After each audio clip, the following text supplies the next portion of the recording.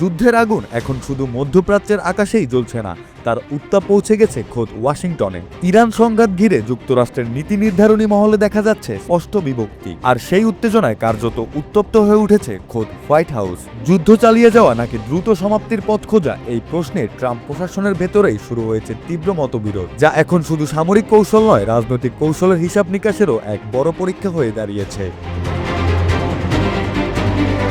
President Donald Trump প্রকাশ্যে বহুবার দাবি করেছেন যে ইরানের বিরুদ্ধে অভিযান যুক্তরাষ্ট্রের জন্য কৌশলগতভাবে সফল হচ্ছে। তিনি কখনো বিজয়ের ইঙ্গিত দিয়েছেন, আবার কখনো সতর্ক করে দিয়েছেন যে সংঘাত আরও কিছু সময় চলতে পারে। কিন্তু বাস্তব পরিস্থিতি, বিশেষ করে ইরানের পাল্টা হামলা, মার্কিন প্রশাসনের বার্তাকে তুচ্ছ করে দিয়েছে। ফলে হোয়াইট হাউসে বসে নীতি নির্ধারণের প্রক্রিয়াটিও ধীরে ধীরে জটিল হতে শুরু করেছে।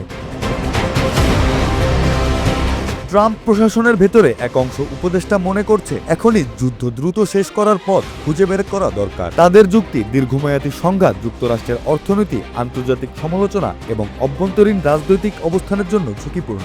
বিশেষ করে মধ্যপ্রাচ্যের জ্বালানির হরমুজ প্রণালীতে উত্তেজনা বৃদ্ধি বৈশ্বিক তেলের বাজারে অস্থিরতা সৃষ্টি করতে পারে। যুদ্ধ যদি দীর্ঘায়িত হয়, তাহলে যুক্তরাষ্ট্রের জন্য আর্থিক ও কূটনৈতিক চাপ বেড়ে যাবে, যা ট্রাম্প প্রশাসনের জন্য মারাত্মক রাজনৈতিক ঝুঁকি হয়ে দাঁড়াতে পারে।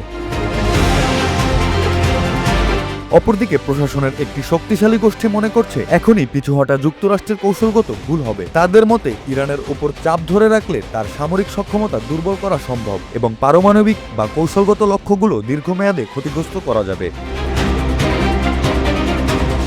এই গোষ্ঠীর উপদেষ্টা বলছেন, যদি এই অভিযান থামানো হয়, তাহলে তা তেহরানের জন্য এক ধরনের কৌশলগত বিষয় হিসেবে দেখা যাবে। ফলে তারা চাইছেন সামরিক অভিযান অব্যাহত রাখতে এবং ইরানের ওপর চাপ বাড়িয়ে রাখতে।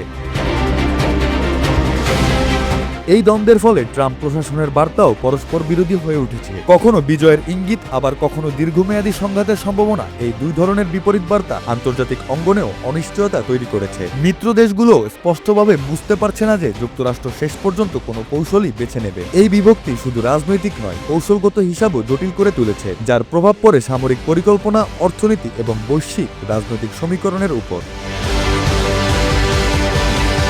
বিশ্লেষকরা বলছেন, যুদ্ধক্ষেত্রের লড়াইটা যতটা দৃশ্যমান, তার চেয়েও গুরুত্বপূর্ণ হয়ে উঠেছে ওয়াশিংটনের ভেতরের নীতিগত দ্বন্দ্ব। যুদ্ধের সমাপ্তি কিভাবে হবে, কখন হবে এবং তার ফলাফল কিভাবে ঘোষিত হবে, এই বিষয়গুলোই শেষ পর্যন্ত এই সংঘাতে রাজনৈতিক ও কৌশলগত ফলাফল নির্ধারণ করবে।